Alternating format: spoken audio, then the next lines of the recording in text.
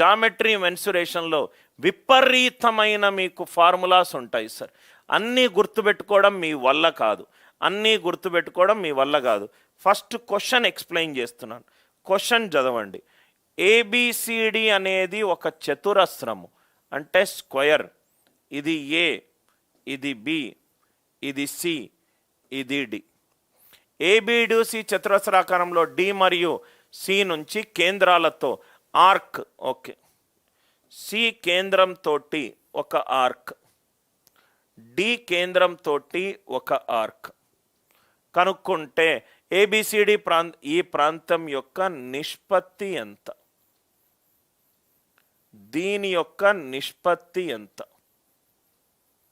A B C D అనేది ఒక చతురస్రము. A B C D చతురస్రంలో C పాయింట్గా పెట్టుకొని ఒక ఆర్క్ గీసాను, ప్రొట్రాక్టర్ తీసుకొని ఇట్లా ఆర్క్ గీసాను. డి పాయింట్గా పెట్టుకొని ఇక్కడ ఆర్క్ గీసాను.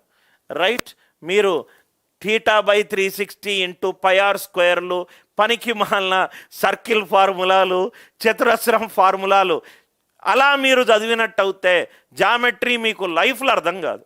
రైట్, దీనికి చాలా సింపుల్ వే చెప్తాను సార్. అసలు ఇటువంటి ఇస్తే మీకు లక్కీ సార్. ఇక్కడ చూడండి సార్, ఏబిసిడి అనేది చతురస్రము, ఏబిసిడి అనేది చతురస్రము. ఏబిసిడి డయాగ్నల్ కనెక్ట్ చేస్తే, డయాగ్నల్స్ గనక కనెక్ట్ అవుతే ఈ రీజియన్, డయాగ్నల్స్ గనక కనెక్ట్ అవుతే ఈ రీజియన్ ఎగ్జాక్ట్గా 1/4 రీజియన్ ఉంటుంది. I'm I right? డయాగ్నల్స్ కనుక ఎగ్జాక్ట్ కనెక్ట్ అవుతాయి.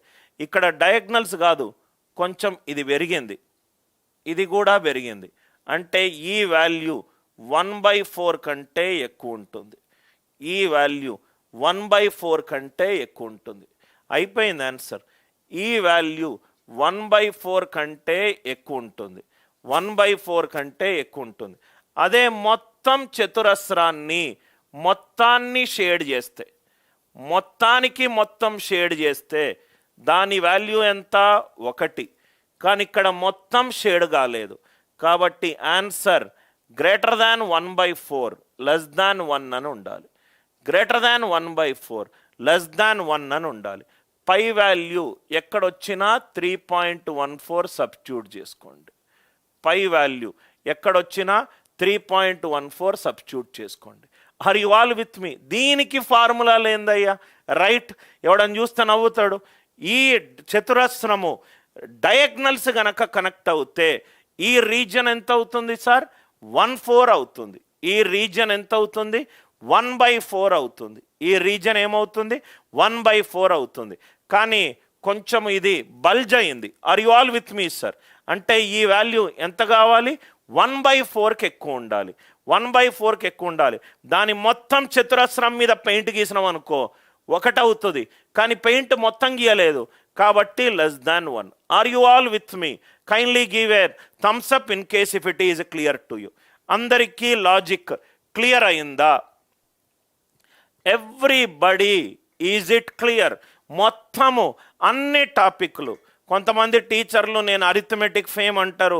Right, number system, arithmetic, algebra, geometry, permutation, combination, probability, set theory, reasoning, data interpretation, data sufficiency అన్నీ చెప్పగలుగుతాం. ఎందుకంటే అన్నిటికీ కావాల్సింది బేసిక్ కామన్ సెన్సే.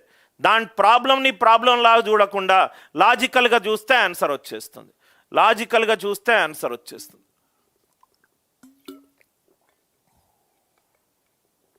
నెగటివ్ రాకూడదు, పాయింట్ 1/4 కంటే ఎక్కువ ఉండాలి, 1 కంటే తక్కువ ఉండాలి, 1 కంటే తక్కువ ఉండాలి.